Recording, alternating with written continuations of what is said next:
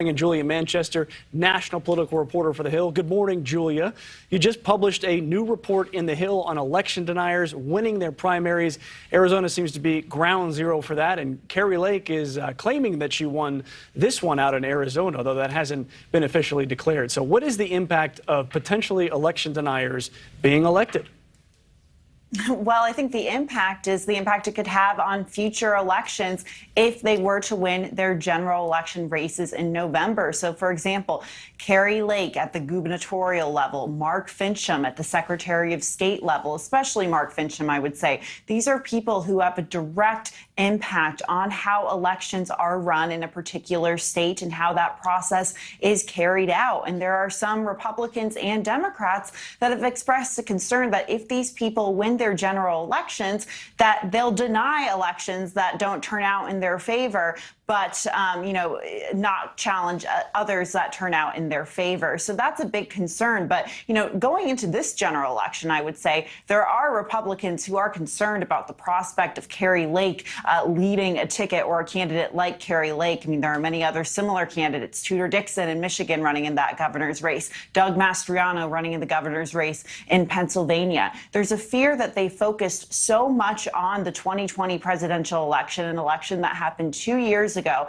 and the unproven claims of fraud in that election, which, like I said, is unproven. But they're not focusing on the issues at hand that are impacting Americans: inflation, the economy, the border, crime. So, I'm going to be curious to see whether there's a pivot, a general election pivot, from talking about this 2020 election, which is a big base issue for Republican voters, and pivoting more towards those kitchen table issues. Yeah, how do you pivot from the election was stolen and my opponent is evil to being moderate and trying to appeal to a larger base that isn't purely Republican?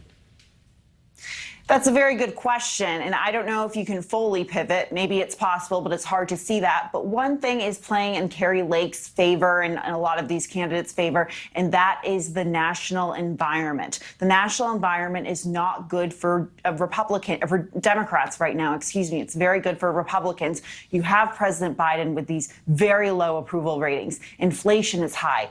Violent crime is up. You have the issue at the border with migrants flowing over the southern border and, U.S. Customs and Border Patrol seemingly not being able to control it. So, you have that kind of playing in the background. So when a voter goes to the ballot box, they have to weigh, okay, do I want a candidate that's talking more about inflation, more about these kitchen table issues? And, if they're unhappy with the Biden administration, do they vote against the status quo? Or do they listen to someone like Kari Lake or Mark Finchem and say, these people aren't concerned about the issues I care about, I'm going to vote the other way? We'll have to see. I wonder if Trump's endorsed candidates winning races in the primaries is enough to cement his influence over the party, or if they have to follow through and win the generals, because he clearly has plenty of influence over the Republican Party. But if they don't win the generals, does that mean that his influence goes away, or does he still have strong influence? Yeah, I think that's a great question. Look, I think a lot of it is going to hinge on the general election. Look, the primaries are, one piece of the puzzle. I mean, when you look into a primary from any party, Republican or Democrat, you have the grassroots base turning out. You have the most conservative or most liberal voters turning out and voting. But the real question is, in the general election, how are you going to get those swing voters, those independent voters that, could lean one way or another? So I think it will, depending on how these candidates go in the general election, that will depend quite a bit on Trump's influence. Julia Manchester, thank you very much for joining us this morning.